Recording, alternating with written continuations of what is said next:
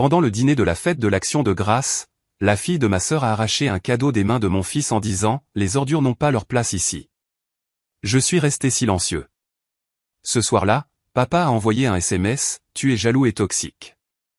Ne reviens pas ». Ma sœur a réagi avec un emoji rieur. J'ai répondu « Tout ce que je paie disparaît demain ». Avant minuit, leurs appels se sont accumulés. Déjà 41 manqués. Bonjour à tous, avant de plonger dans la vidéo d'aujourd'hui, j'ai besoin de votre aide. Nous avons remarqué que la chaîne perd un peu de terrain, et s'abonner est l'une des meilleures façons de nous soutenir. C'est rapide, et ça nous aide à continuer à vous proposer du contenu génial. Votre soutien compte énormément. Continuons à faire grandir cette chaîne ensemble. Merci beaucoup. Maintenant, commençons la vidéo. Je m'appelle Timothy. J'ai 36 ans. Et s'il y a une chose que j'ai apprise au cours des 8 dernières années, c'est celle-ci, vous pouvez tout donner et ne toujours être rien. J'ai toujours été celui sur qui on peut compter, aussi loin que je me souvienne. Celui qu'on appelle quand l'hypothèque est courte. Celui à qui on envoie un SMS quand l'assurance auto est due. Celui qui vire de l'argent sans poser de questions parce que c'est ce que fait la famille. Ou du moins, c'est ce que je pensais que la famille faisait. Ma sœur Rachel a toujours été l'enfant chéri. 4 ans de moins que moi. Naturellement charmante, toujours souriante d'une manière qui rendait nos parents rayonnants de fierté. Quand elle est tombée enceinte à 22 ans, ils se sont ralliés autour d'elle. Quand elle a eu du mal à payer son loyer, je suis intervenu. Quand sa fille Evelyne a eu besoin de frais de scolarité dans une école privée, je les ai couverts. Quand maman et papa n'ont pas pu suivre le rythme de leur hypothèque après que les heures de papa aient été réduites, j'ai repris les paiements, 8 ans, 340 000 $.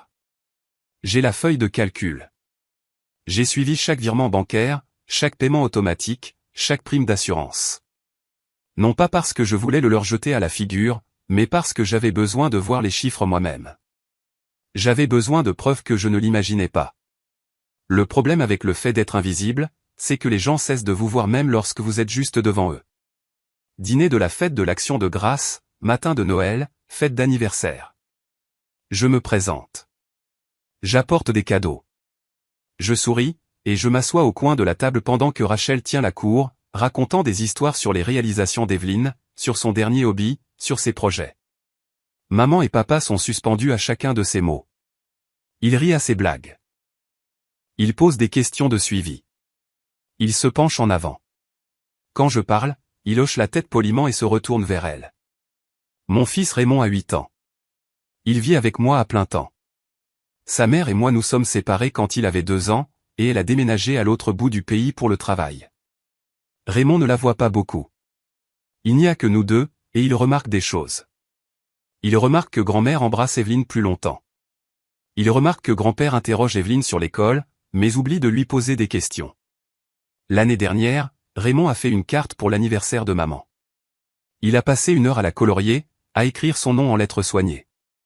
Quand il la lui a tendue, elle a souri, a dit « merci » et l'a posée sur le comptoir. Evelyne lui a donné une carte achetée en magasin avec un papillon dessus. Maman a pleuré. Elle l'a encadrée. Je n'ai rien dit. Je ne dis jamais rien. Je paie pour la maison dans laquelle ils vivent. Je paie pour la voiture que Rachel conduit.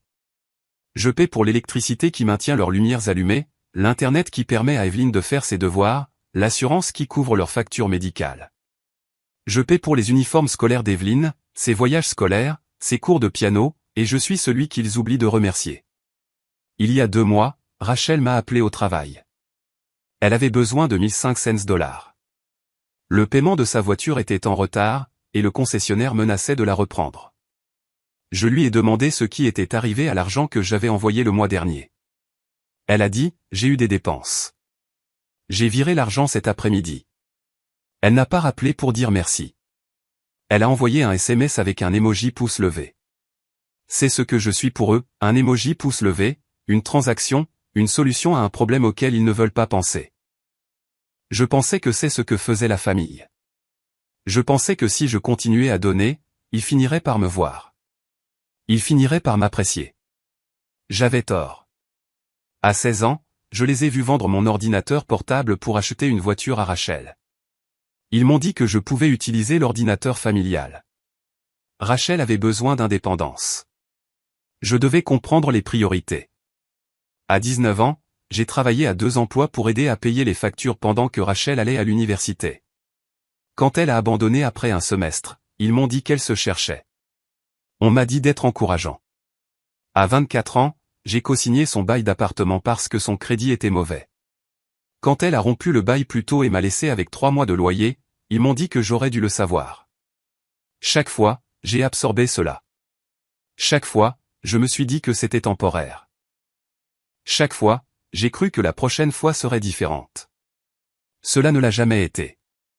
Maintenant, assis dans mon appartement avec mon ordinateur portable ouvert et mon application bancaire à l'écran, je fixe le calendrier des paiements automatiques, hypothèque à maman et papa, paiement de la voiture au concessionnaire de Rachel, prime d'assurance, paiements automatiques des services publics, portail des frais de scolarité d'Evelyne.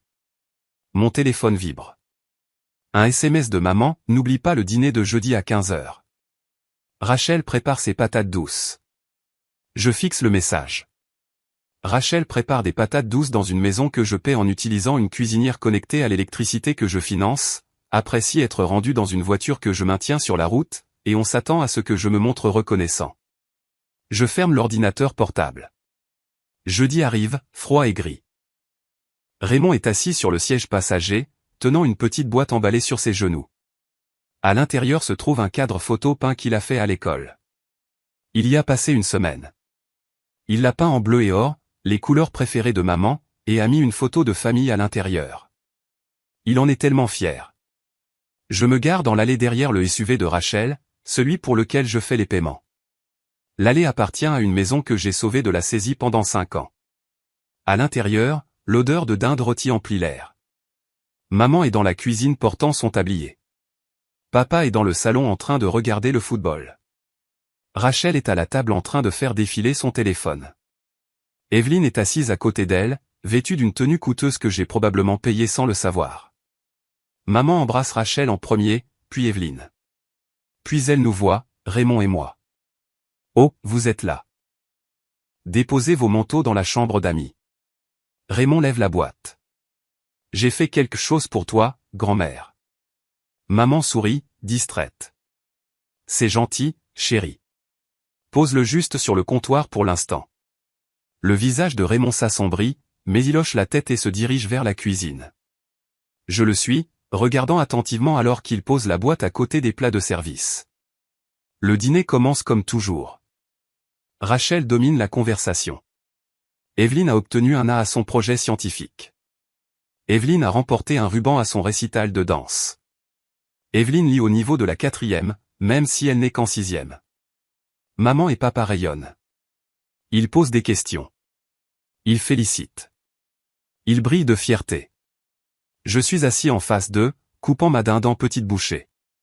Raymond fait de même à côté de moi, plus silencieux que d'habitude. Rachel me regarde. Alors, Timothy, tu fais toujours des trucs informatiques? Son ton est désinvolte, méprisant, comme si je réparais des ordinateurs dans un centre commercial. Ouais, je fais toujours des trucs informatiques. Papa ne lève pas les yeux de son assiette. C'est bien. Stable. Stable. C'est le mot qu'ils utilisent pour moi, stable, fiable, ennuyeux. Après le dîner, Raymond reprend la boîte. Il se dirige vers la table où tout le monde est encore assis, en train de boire du café et de grignoter de la tarte. Grand-mère, je voulais te donner ça maintenant. Il l'attend, souriant nerveusement. Maman tend la main pour la prendre, mais Evelyne est plus rapide. Elle l'attrape des mains de Raymond, enlève le papier d'emballage et regarde le cadre peint à l'intérieur. Son visage se crispe. Qu'est-ce que c'est que ça? La voix de Raymond est faible. Je l'ai fait à l'école. C'est pour grand-mère. Evelyne rit. Ce n'est pas un rire gentil. C'est tellement moche. La peinture est toute sale. Elle le lève, le montrant à Rachel. Maman, regarde ça. On dirait qu'un bébé l'a fait. Rachel jette un coup d'œil et sourit avec suffisance. Eh bien, c'est rustique. Evelyne se tourne vers Raymond, sa voix forte maintenant, confiante. Tu as vraiment pensé que grand-mère voudrait ça? Raymond ne répond pas. Ses mains tremblent. Evelyne tient le cadre au-dessus de sa tête, puis le laisse tomber sur la table. Il atterrit avec un fracas. Le verre ne se brise pas, mais la photo à l'intérieur se déplace. Elle regarde Raymond, les yeux froids. Les ordures n'ont pas leur place ici. La pièce se tait. Maman ne dit rien. Papa ne dit rien. Rachel reprend sa tasse de café, faisant défiler son téléphone à nouveau comme si de rien n'était. Je regarde Raymond. Ses yeux sont humides, mais il ne pleure pas. Pas encore. Il essaie tellement de ne pas pleurer. Je devrais dire quelque chose. Je devrais me lever.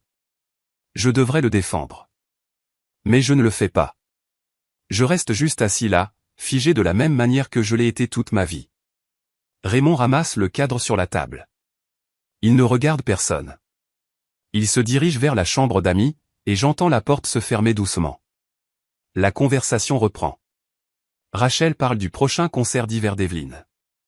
Maman demande si elle a besoin d'aide pour le costume. Personne ne mentionne ce qui vient de se passer. Personne ne s'excuse. Je finis ma tarte en silence. Quand il est temps de partir, je récupère Raymond dans la chambre d'amis. Il est assis sur le lit tenant le cadre. Nous partons sans dire au revoir. Ce soir-là, je suis assis sur mon canapé à ne rien regarder. Quand mon téléphone vibre, un SMS de papa, tu dois arrêter d'être si jaloux de Rachel. C'est toxique. Evelyne n'est qu'une enfant. Arrête de tout prendre si personnellement. Ne reviens pas tant que tu ne pourras pas te comporter comme un adulte. Je fixe les mots. Une autre vibration. Un message dans le groupe de discussion familiale. Rachel a réagi avec un emoji rieur. Je pose mon téléphone sur la table basse. Mes mains sont stables maintenant. Je ne dors pas. Je suis assis sur le canapé dans le noir, mon téléphone face contre table. Raymond dort dans sa chambre. Je suis allé le voir 2 fois. Les 2 fois, il était recroquevillé sur le côté, le cadre photo sur sa table de chevet. L'emoji rieur continue de se répéter dans mon esprit. Pas les mots, pas l'insulte, l'emoji. Rachel a trouvé ça drôle. Elle a trouvé drôle que mon fils soit humilié. Elle a trouvé drôle que mon père me dise que j'étais toxique. Et mes parents ont laissé faire. Ils sont restés assis là pendant qu'Evelyne traitait le cadeau de mon fils d'ordure. Ils n'ont rien dit. Ils n'ont rien fait. Ensuite, ils m'ont blâmé. J'ai passé 8 ans à investir de l'argent dans leur vie. Je les ai maintenus à flot. J'ai sacrifié mes propres économies, mes propres rêves, ma propre stabilité pour m'assurer qu'ils n'auraient jamais à s'inquiéter. Et voici ce que j'obtiens, un emoji rieur. Je me lève et me dirige vers mon bureau. Mon ordinateur portable est toujours ouvert depuis plus tôt. J'ouvre mon application bancaire, mon portail d'assurance, mes paramètres de paiement automatique. Il y a 17 paiements actifs liés à ma famille, hypothèque aux prêteurs de maman et papa, paiement de la voiture au concessionnaire de Rachel, assurance auto pour Rachel et Evelyne, prime d'assurance maladie, assurance habitation, services publics, électricité, gaz, eau, internet, services de streaming, frais de scolarité d'Evelyne dans une école privée, cours de piano d'Evelyne, cours de danse d'Evelyne, abonnement à la salle de sport de Rachel, kit de repas par abonnement de maman, forfait téléphonique de papa. 17.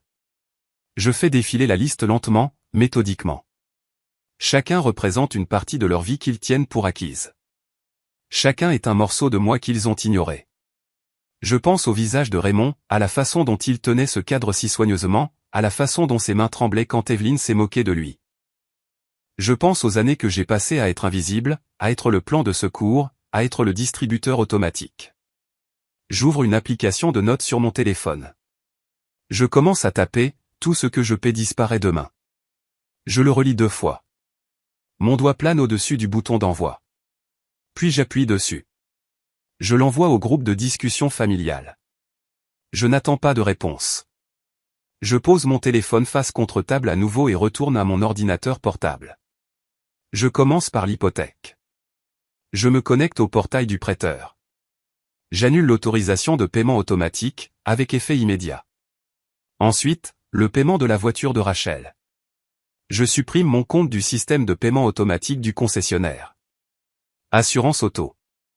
J'appelle la ligne après les heures de bureau. Je retire Rachel et Evelyne de ma police. Le système automatisé confirme que le changement prendra effet à minuit. Assurance maladie. Je me connecte au portail du fournisseur. Je retire Rachel et Evelyne en tant que personne à charge. Le système le traite instantanément. Service public. Je passe en revue chacun d'eux, électricité, gaz, eau, internet. Je supprime mes informations de paiement. Je mets à jour les coordonnées de facturation avec les noms et l'adresse de mes parents.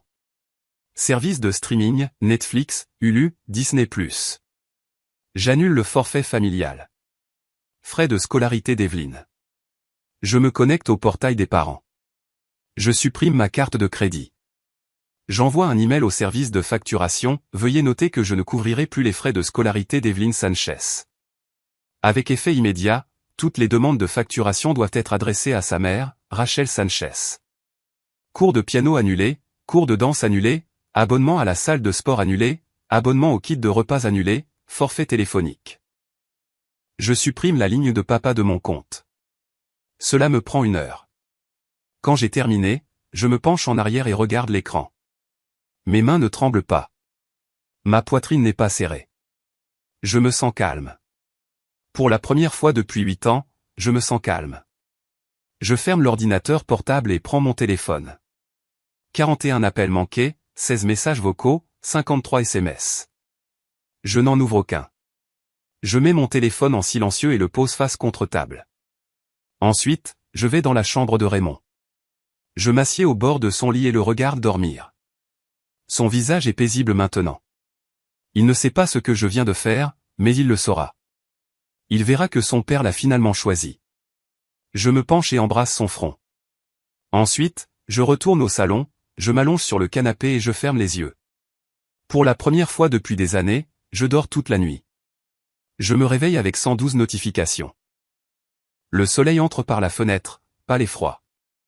Je m'assieds lentement, étirant mon cou.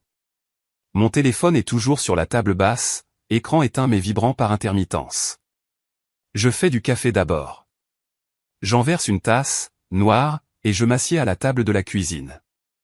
Ce n'est qu'alors que je prends mon téléphone. Les appels manqués proviennent de maman, papa, Rachel et 2 numéros que je ne reconnais pas, probablement l'école et le concessionnaire. Les messages vocaux commencent en colère.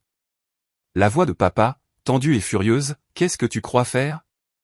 Rappelle-moi tout de suite. » Puis confus. Maman, sa voix tremblant, « Timothy, chéri, il y a une sorte d'erreur avec l'hypothèque. La banque dit que le paiement n'a pas été effectué. Tu peux me rappeler alors ? » Désespéré. Rachel presque en hurlant, « Le paiement de ma voiture a été rejeté. Ils disent que mon assurance est annulée. » Qu'est-ce que tu as fait ? Je les supprime tous sans écouter le reste. Les SMS sont pires. Ils vont de la demande à la supplication en passant par l'hostilité pure et simple. Papa, tu es enfantin. Maman, ce n'est pas drôle. Répare ça. Rachel, tu vas le regretter.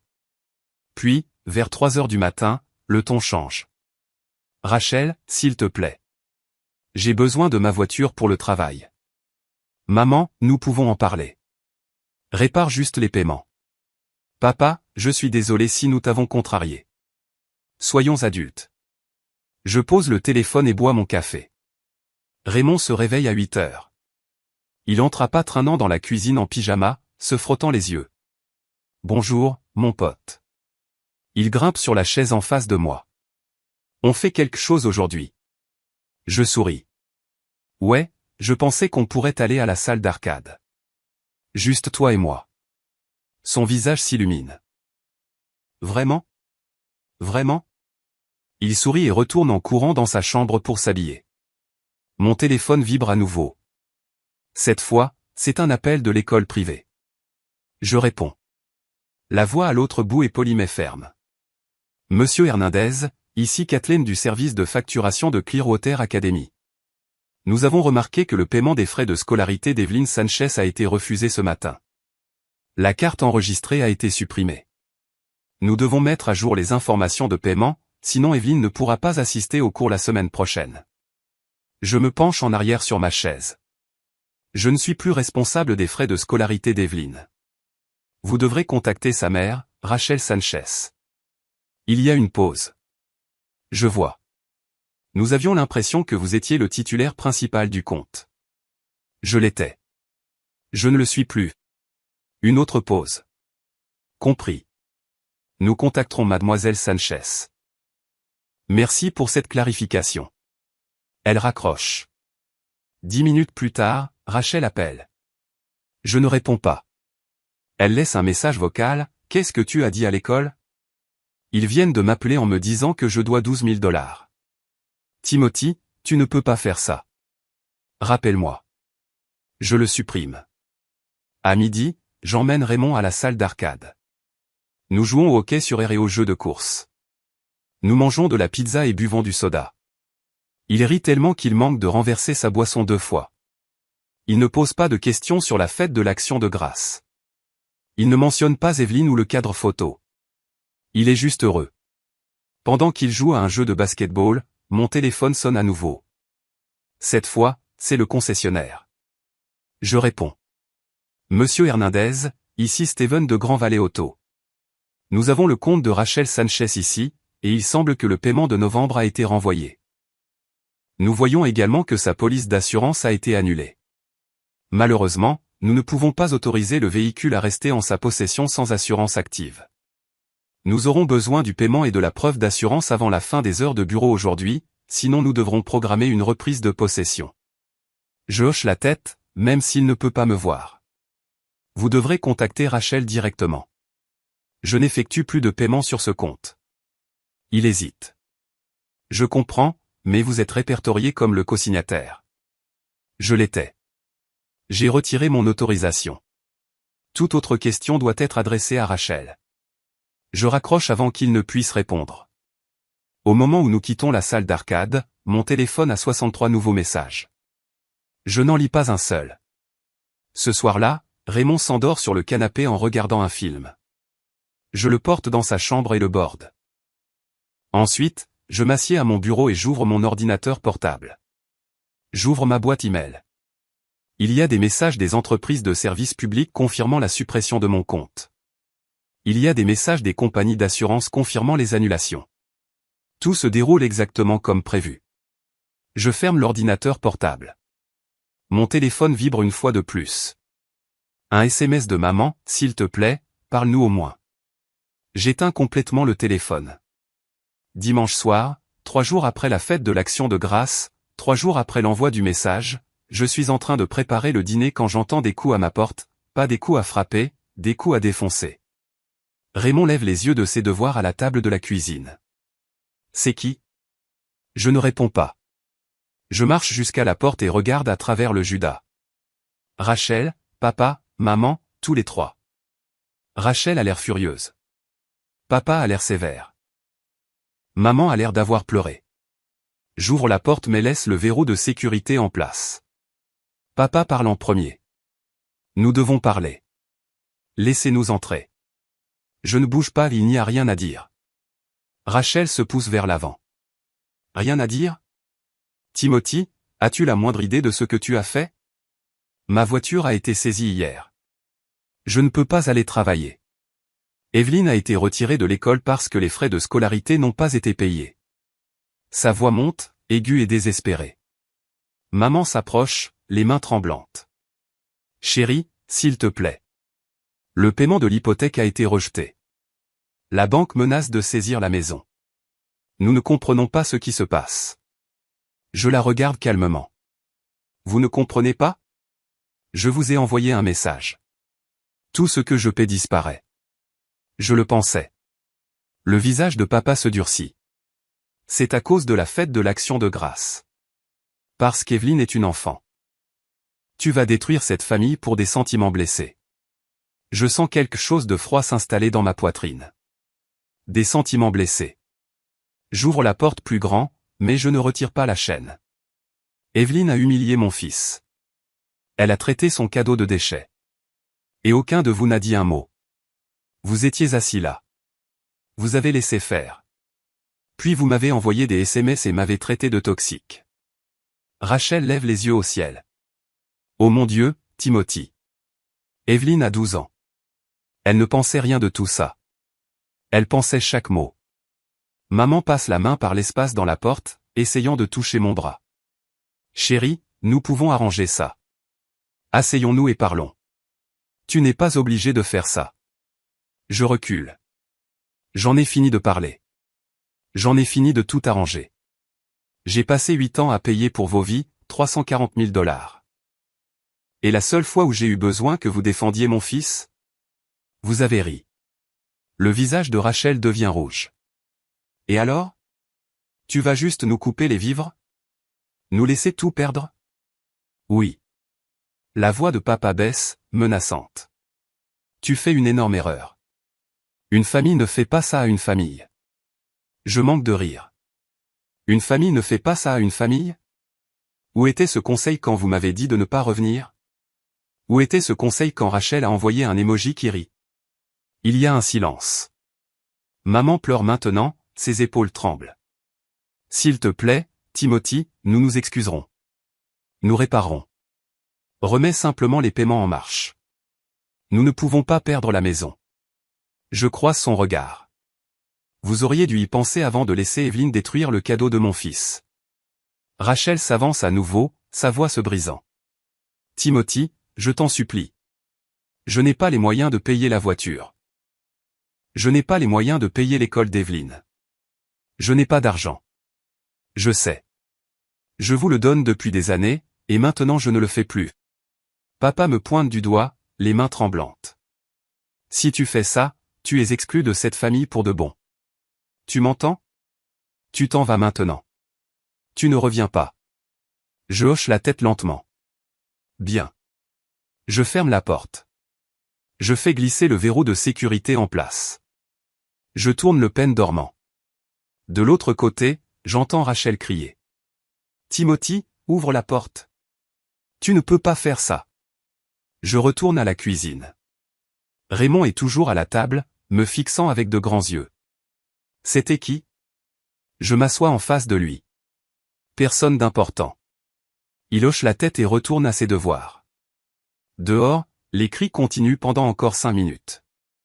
Puis j'entends des portières de voitures claquer, puis des moteurs démarrer, puis le silence.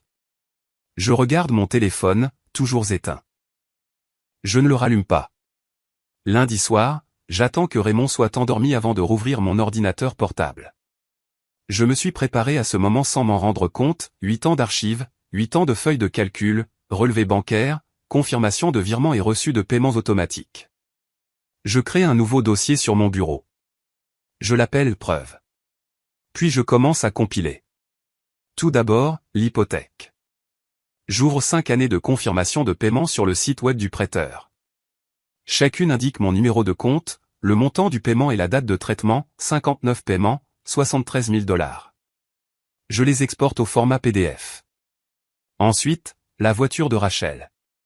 Je me connecte au portail de paiement du concessionnaire, 48 paiements mensuels, 21 000 $. Exporter, enregistrer. Assurance auto. Je demande un historique complet de la police au fournisseur. Il arrive dans mon email en 1 heure, 3 ans de couverture pour Rachel et Evelyn, 12 000 $. Assurance maladie. Je télécharge les relevés de facturation indiquant Rachel et Evelyn comme personnes à charge sur mon plan, 2 ans, 18 000 $.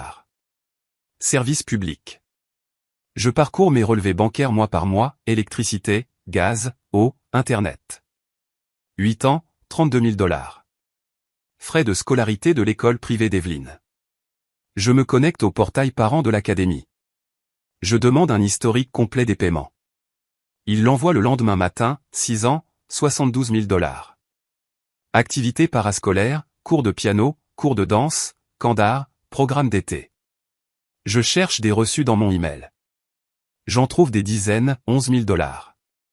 Soutien divers, virements d'urgence, courses d'épicerie, factures médicales, réparations automobiles.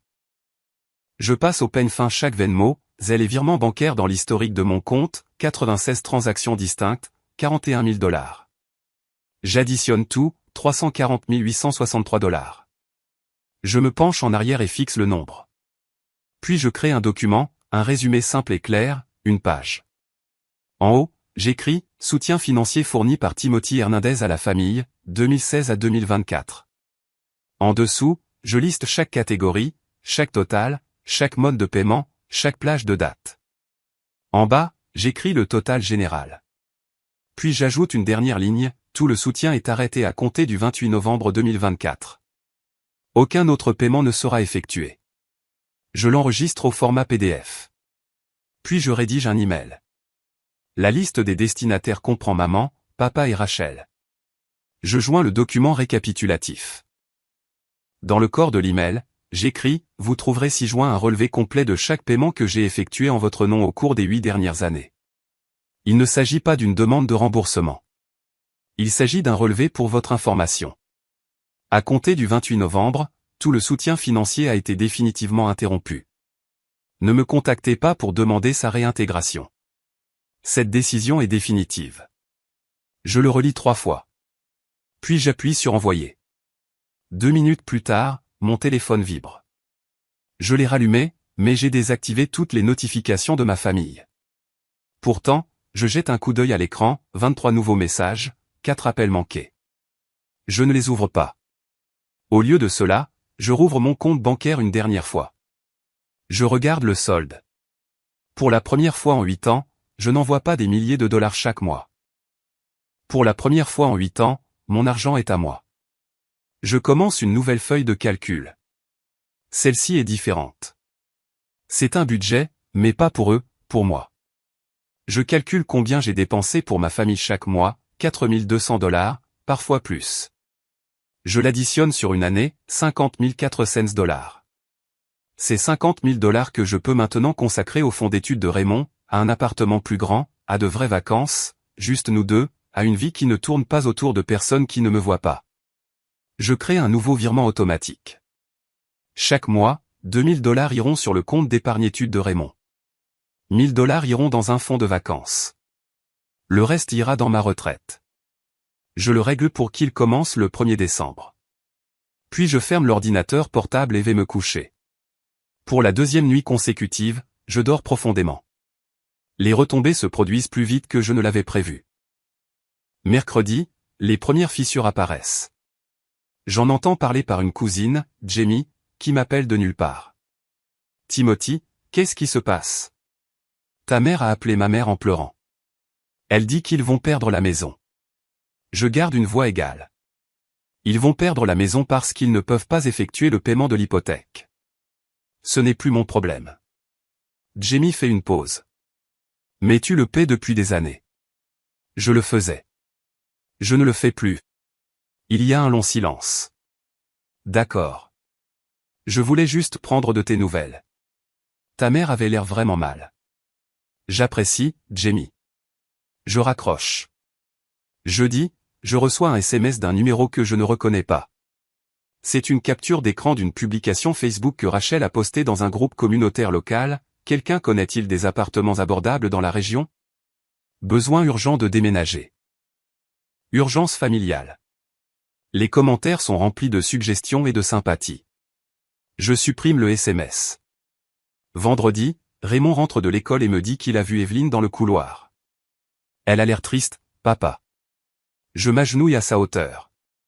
T'a-t-elle dit quelque chose? Non. Elle est juste passée devant moi. Je hoche la tête. D'accord. Si elle le fait, tu me le dis. Il hoche la tête et va dans sa chambre.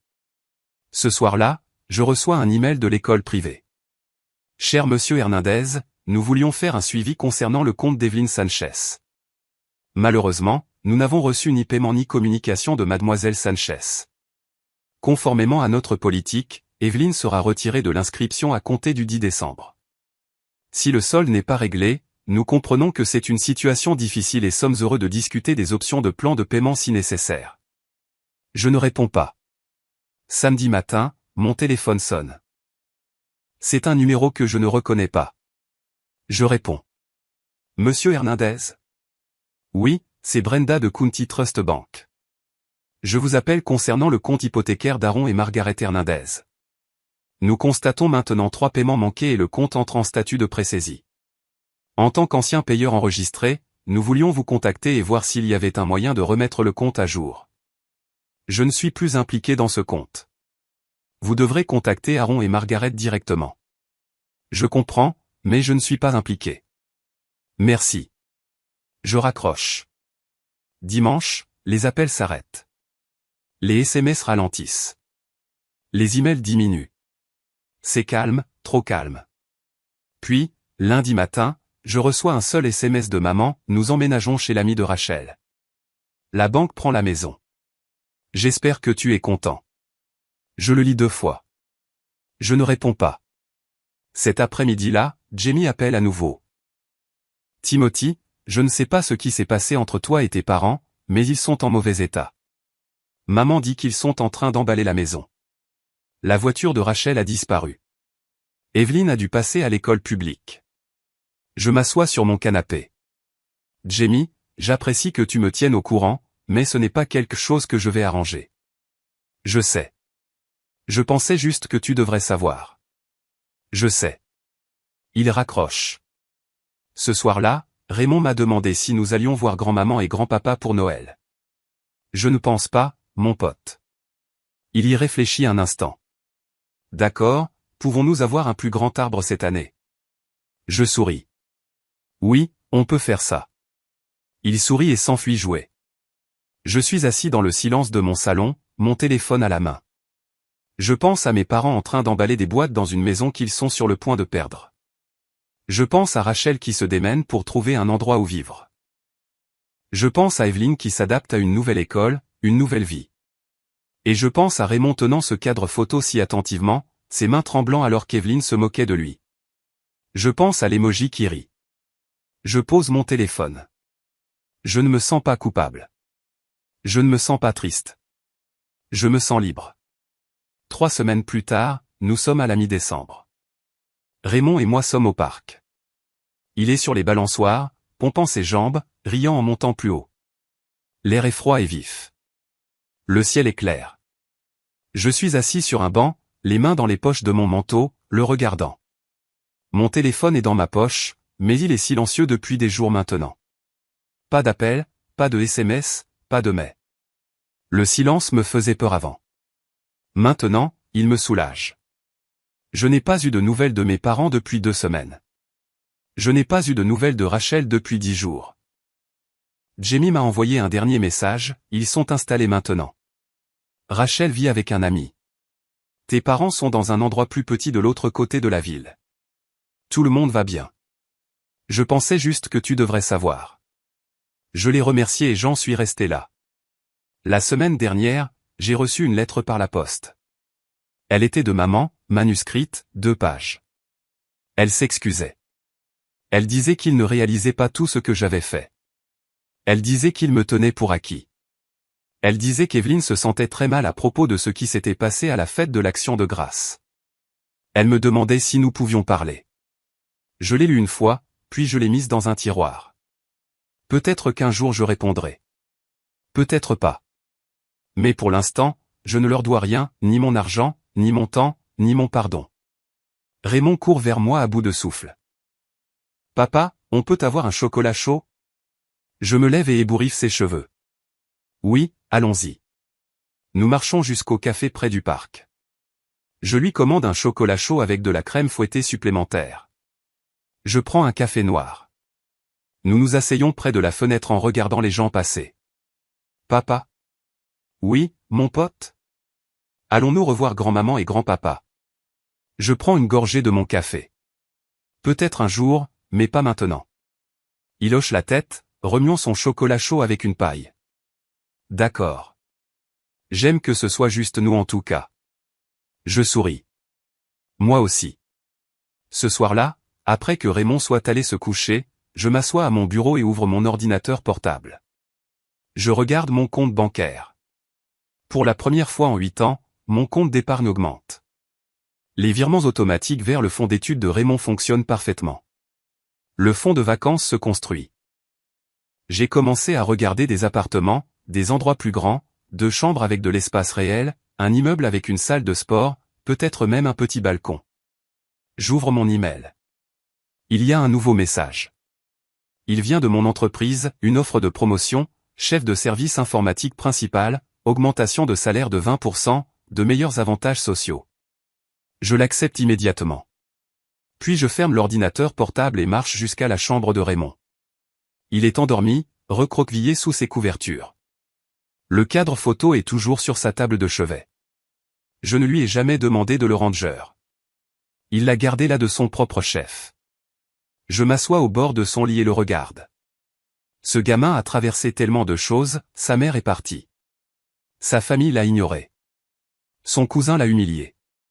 Et à travers tout cela, il est resté gentil. Il est resté doux. Il mérite mieux que ceux qui lui ont donné. Il mérite un père qui le choisit en premier. Je me penche et embrasse son front. Je t'aime, mon pote. Il remue légèrement mais ne se réveille pas. Je me lève et marche jusqu'au salon. Je me sers un verre d'eau et m'assois sur le canapé. Mon téléphone est sur la table basse, silencieux. Je pense à tout ce qui s'est passé, les années d'invisibilité, les années à payer et à donner et à sacrifier. Je pense au moment où je me suis enfin choisi, au moment où j'ai choisi mon fils. Je ne le regrette pas. Pas une seconde. Je finis mon eau et pose le verre. Puis j'éteins les lumières et vais me coucher.